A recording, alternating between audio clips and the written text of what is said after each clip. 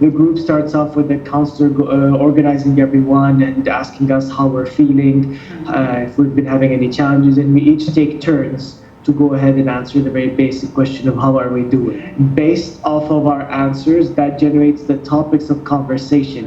Typically, we will ask people who have been struggling to go ahead and elaborate. And the objective is to try and help the other person deal with their struggles, both emotionally as well as give them practical advice as to what they could be doing or what they probably can be thinking of in order to help themselves.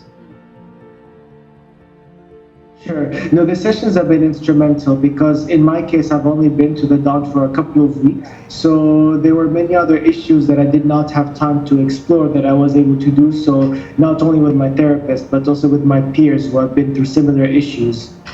And so through the exploration, it's really good because the idea in your recovery is that you're trying to build new habits, to have new thoughts in order to sort your emotions and your behaviors and thus your life outcomes. But it's not as easy as just having an insight and then having it applied to your life just like that, right? You need constant reminders. You need to feel like you're being supported. You need to discuss issues with people who can understand where you're coming from, because sometimes in your environment there's no one you can really talk to about the issues you're facing, right, in a way that is productive. So those sessions have been instrumental in reminding me about the lessons that I have learned from the Dawn, reminding me to apply them whenever I forget them, keeping me straight, helping me reframe my thoughts and my emotions, and ultimately just making me feel like I'm not alone and that there are people I can talk to.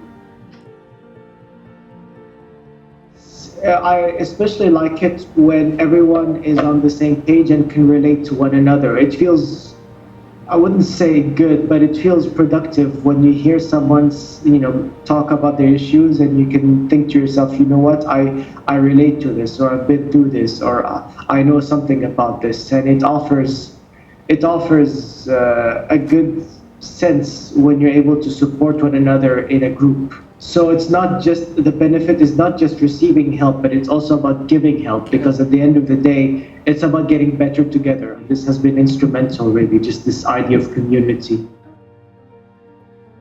We're currently all in quarantine, we have curfews, a lot of shops and places are closed down, and for the most part, we're just sitting at home. For sure, as we're all staying in our houses, trying to avoid anxiety, trying to avoid depression from just being sedentary and not seeing a lot of people, the ability to go ahead and go online, and not just go online, but go online with people who have similar experiences to you and are trying to help you with some of your deepest issues, has been instrumental, because I probably would have just been worse off had we not been chatting online, especially with COVID-19. Alan has been fantastic. What Alan does as a therapist is that he has the position and the advantage of being on both sides of the relationship. He is a counselor and a therapist, but he also was on the other side of having been someone who's gone through hardships and needed a therapist. He asks the right questions. He challenges you, and you're encouraged to rise up to that challenge, to your preconceptions, your emotions, to your issues, and it becomes a dialogue with the challenge.